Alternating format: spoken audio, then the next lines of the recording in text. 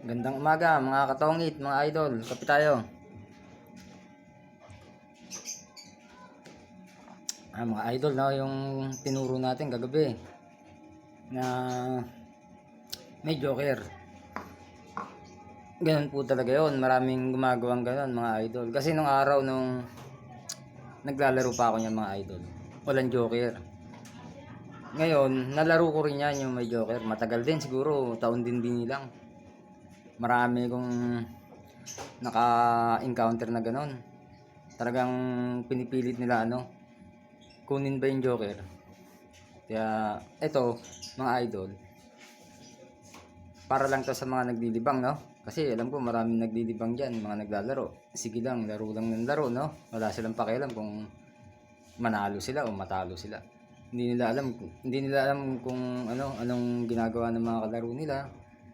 Kaya ganoon mga idol. Ang dami kong kilala niyan na talagang inaano sila. Dinadaya na lang sila. Kaya tinuro ko na yan mga idol yung ganyan sa may joker. Inuna ko na yan kasi nga marami talagang naglalarong mayroon joker at gumagawa ng ganon.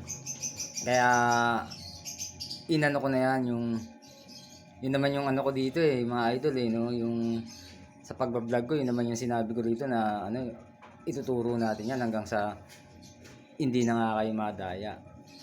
Wala pa nga dyan yung sinasabi ko na 2-in-1. Pero tsaka na yun kasi medyo marami pa to Ito mga idol, yung choice na tong dalawa na to, pagpipilian nyo yan na wag nang maglaro o bantayan na lang yung kalaban sa laro yung kalaban para hindi na makaporma. Kasi mga idol meron kagaya ko yung naglalaro ko.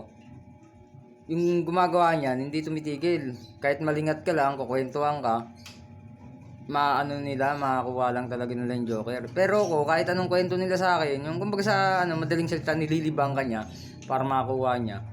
Hindi, kasi nakatingin ako dun lang sa galaw niya Kaya ganun mga idol. Ngayon, alam niyang hindi siya makaporma sa akin, aayaw na lang siya. Siya na yung kusang aayaw kasi syempre, sige siyang kwento ako, sige rin naman akong bantay sa kanya. Kaya hindi siya makaporma, mayaw siya. Ganun mga idol, syempre, iba-iba naman tayo. Meron naman, hindi naman tayo magkakaparehas, no? Meron yung walang pakialam, sige lang ng sige ng laro. Kaya, inano ko na, itinuro ko na para alam nyo kung paano kayo makakaiwas, no, mga idol. Kasi sabi ko nga sa inyo, mga idol, di ba? Ayaw kong madadaya kayo. Ngayon, itong sa mga naglilibang lang to, itong tinuturo ko. Ngayon, yung mga hindi naglalaro, wag na kayong magano diyan, wala kayong maiintindihan diyan. Kaya ganoon mga idol, no? Kaya maraming salamat sa inyo mga idol. Hanggang dito na lang. Paki-share na lang po to mga idol At wala, ayun lang.